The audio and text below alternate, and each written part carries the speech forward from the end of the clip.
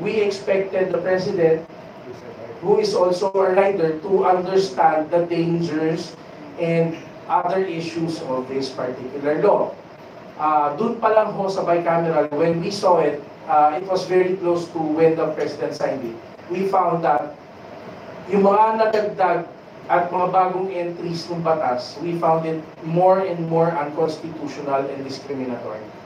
So in the end, yung pinaka-bill na naging Republic Act 11235 is utterly, oppressively discriminatory and unconstitutional. Although we laud some of the people helping us now, sadly, isang senator lang ang tumutulong sa amin for political and electoral reasons. Di ko na lang babagitin yung pangalan niya dahil ayaw naman namin mabahiran na namumulitika kami. But there is only one senator trying to help us. And then there is only, sadly also, isa lang ho ang naririnig namin tinig mula sa isang congressman regarding this.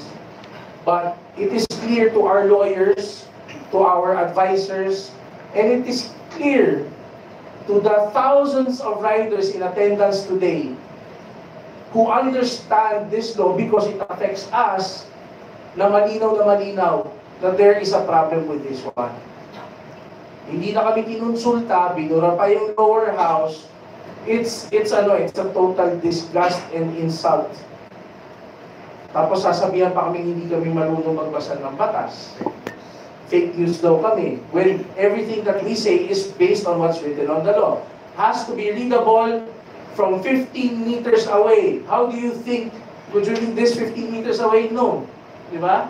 You have to make it larger and larger and larger. And guess what? We saw the transcript and read the transcript and saw that Asek Calvante was advising the Senator Gordon, to consult with the engineers or the manufacturers and other stakeholders. He refused and said, it's not verbatim, I can give you the transcript. And he said, we will not adjust to them, they will adjust to us. We will impose on them. He used those terms specifically while he was talking to Asek Calvante. So that's the reason why these people came out. Initially, we only asked for the support of 10,000 riders. And now we're seeing 50,000 riders at least. On the total distance of our motorcade is 28. Pero we're already here. Kakaubos pa lang po sa White Plains nung motorcade. So if we do the math, the time, the distance, we're looking at a 60-kilometer motorcade. And this is because there is a clear and present mistake in this law. So that's the reason why we are here, and that's the reason why we called for this press conference. On the other issues that surround, I will let my fellow riders talk about the other issues. Okay. Let me just pass the mic. Who will speak first? Sir Rod muna po. First and foremost, I would like to say our apologies to the riding public because of that tremendous traffic that we made. Kaya nga ginawa namin, naging gulang nato how much more if we do it on peak day. Marami na inis, marami na galit. Pero sana naintindihan din naman natin ng mga kapwa commuter on what lies ahead kung sakasakaling this law or Republic Act 11235 will be implemented. Ang dami ng hirap dito eh. Alam din namin na sa lamesa na rin ang labanan. Alam din namin na through the IRRs o sakalit because it was signed by the President. Ang gusto lang namin dito is for all the lawmakers, for them to understand and to see the grievance na nararamdaman ng mga kapwa namin nagmamalewa ng motor. Nagkakaisa ang lahat, ang sinabi nga namin dito. patawag kami ng 10, alam namin na sa lamesa na ang labanan. Eh sinabi ng mga kapwa namin rider, kailangan we need to make a statement. Pinagbigyan namin sila. And lo and behold, more than 50,000 attended this rally. No.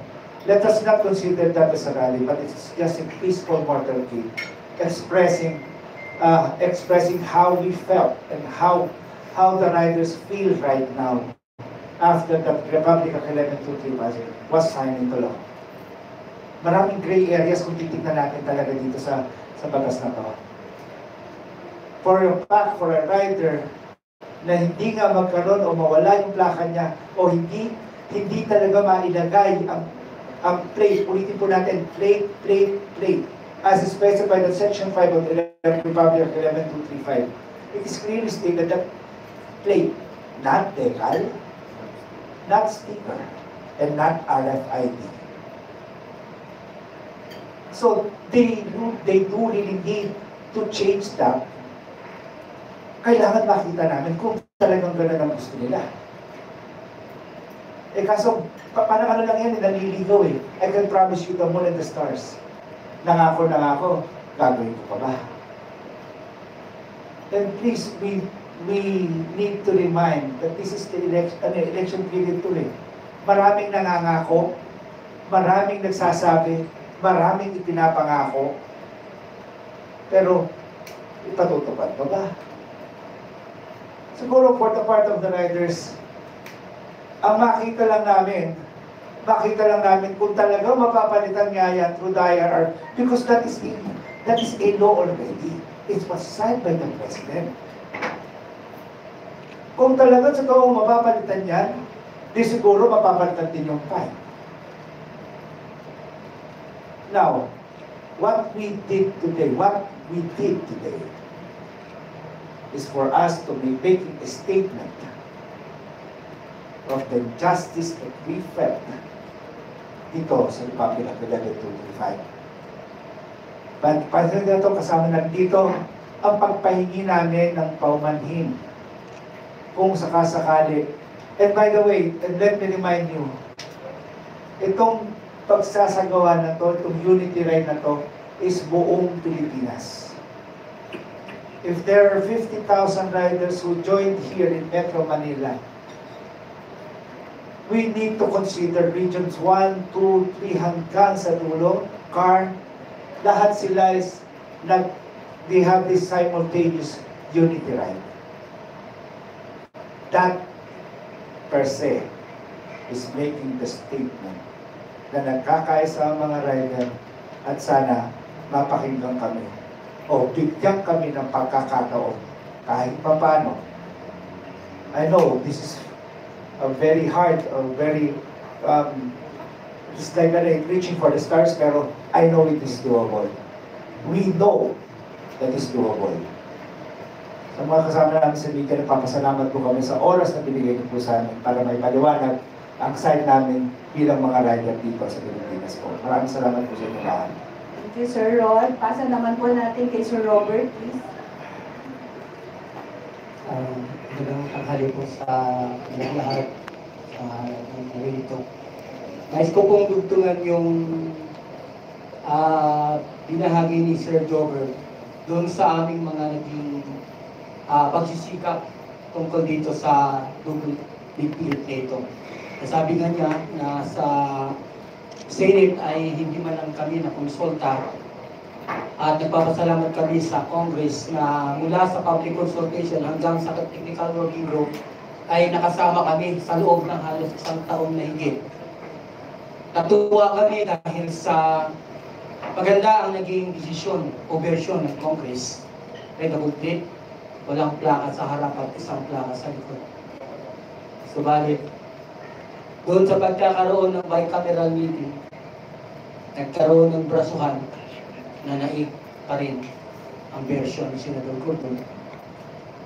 Nalungkot kami. Pero ganoon pa man, hindi kami sumuko para hanapan ito ng remedyo. Nagpatuloy kami mag-apila sa ating mahal na Pangulo dahil naniniwala kami na isa siyang riders at tinuturing namin siyang isang ama ng riding community dahil ang mga riders noong kapanahunan ng kanyang kasagsagan ng kampanyang elektoral ay talaga namang iginapang sa Pangulong Duterte. Hanggang ngayon, mahal pa rin siya ng riders. Ang hindi lang namin maubos maisip na sa dinami-dami ng aming paglapit sa kanya, sa aming mga position paper na ipinadala sa Malacanang, sa iba't ibang mga leader ng riding community na nagkaroon kami ng Unity Ride upang ihatid sa Malacanang ang aming mga kanya-kanyang mga sulat. Ni-receive lang, ngunit hindi man lang kami binigyan ng katulungan. Ilang ulit namin itong ginawa para lang umapila sa mahal na Pangulo na tinuturing namin ama ng riding community. Nagsagawa pa kami ng vigil noong March 7 at halos inabot kami ng madaling araw para lang habulin pa na iapila sa ating mahal na Pangulo ang kanyang pag-abito sa dubli plaka na ito. Pero nagulat kami na halos isang linggo ang makaraan ng aming vigil, March 9 pala, ay kanyang na pinirmahan. Nagbigay ito ng demoralisasyon at masamang kalooban sa lahat ng riding community sa buong Pilipinas at nagluwal ito ngayon ng isang nagkakaisang pagpapakita ng pakikiisa para ipakita sa mahal na Pangulo at sa iba pang mga naging involved dito sa batas nitong Double Big Flip. Pagpapakita din ito ng aming komunidad upang ipakita ang nagkakaisang hanay namin para sa kahit ngayon ay isang batas na, sana ay magawan ng paraan na ayusin ito.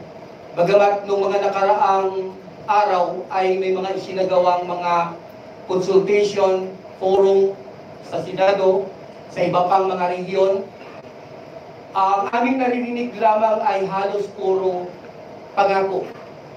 Wala pa rin kaming katiyakan na pwede naming panghawakan dahil ang aming pinangangambahan dito sa kasalukuyan ay yaong nilalaman o mga probisyon nitong Double Big Flip na ito na oppressive para sa amin sa sobrang taas ng penalty at may kasama pang kulong at delikado.